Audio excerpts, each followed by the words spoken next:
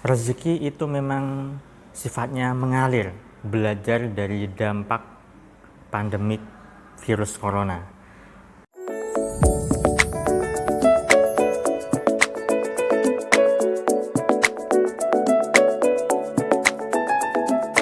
Assalamualaikum warahmatullahi wabarakatuh. Jumpa lagi dengan saya, salam dan salam berlimpah. Sahabat, kali ini saya ingin membahas tema berkaitan dengan belajar dari dampak adanya pandemik virus corona yang saat ini sedang mewabah ya sahabat, yaitu kaitannya dengan rezeki. Nah, tentu bagi Anda yang saat ini mungkin sedang stuck kondisi ekonominya dan kena dampak ya, terutama bagi Anda yang sedang jualan atau pebisnis, rata-rata omsetnya turun ya. Dan tentunya karena adanya dampak ini, adanya wabah ini, pemerintah melakukan yang namanya beberapa kebijakan.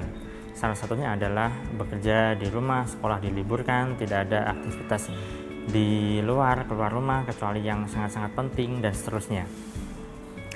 Nah, mengacu pada hal itu, tentu itu berdampak pada yang namanya perekonomian negara kita kan. Jujur saat ini ekonomi Indonesia sedang terpuruk-terpuruknya. Alhasil kondisi keuangan, kondisi finansial setiap orang pun juga sedang, sebagian besar sedang mengalami suatu kemacetan atau kemandekan ya kan. Nah, kenapa bisa seperti itu? Ya jelas saja. Bayangkan, banyak orang yang ada di rumah tidak bisa melakukan aktivitas, hanya bekerja di rumah saja. Kalau Anda bekerja keluar rumah biasanya, tetapi ya karena suatu situasi saat ini maka Anda disarankan untuk berada di rumah saja. Alhasil apa? Tidak ada aktivitas keluar rumah. Kota menjadi sangat sepi, kegiatan di luar rumah menjadi sangat jarang, dan seterusnya.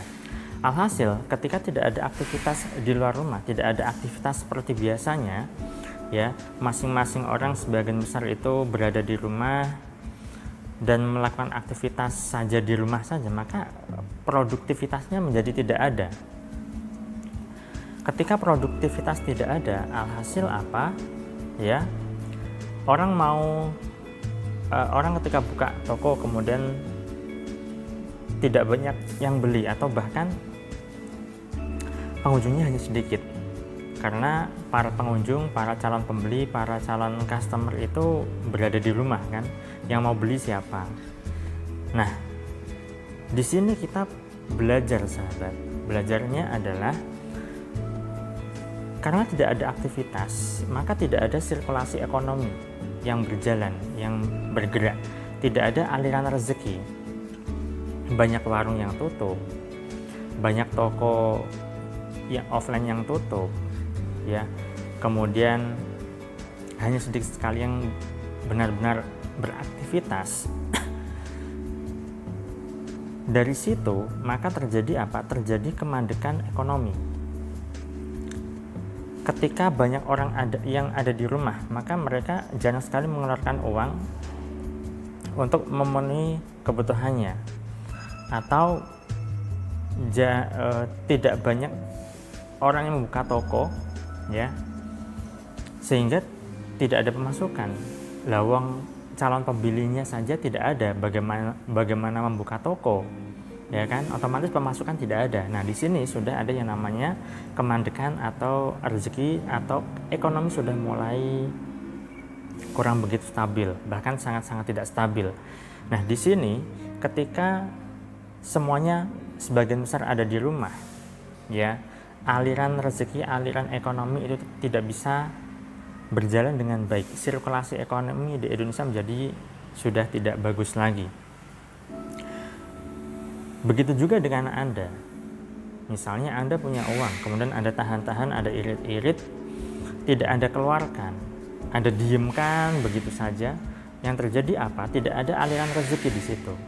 Padahal syarat dari keberlimpahan rezeki adalah apa yang rezeki yang kita dapatkan, uang yang kita peroleh, uang yang kita miliki itu harus dialirkan dengan cara apa? Belanja, dengan cara sedekah, dengan cara mengeluarkan uang untuk berbagai macam kebutuhan diri kita, keluarga kita, dan seterusnya.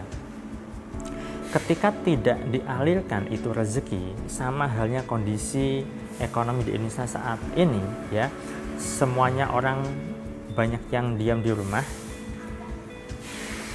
sehingga tidak ada akses keluar masuknya uang, mengeluarkan uang dan mendapatkan uang itu tidak ada atau jarang sekali. Ya sudah, yang terjadi adalah kemandekan ya.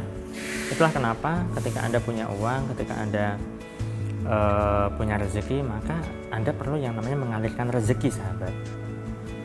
Jangan Anda tahan-tahan, jangan Anda irit-irit. Kalau irit dengan perhitungan tujuan tertentu, misalnya untuk tabungan di masa depan, oke, silakan. Tetapi dalam hal ini yang saya ingin sampaikan adalah jangan Anda irit-irit yang cenderung pelit.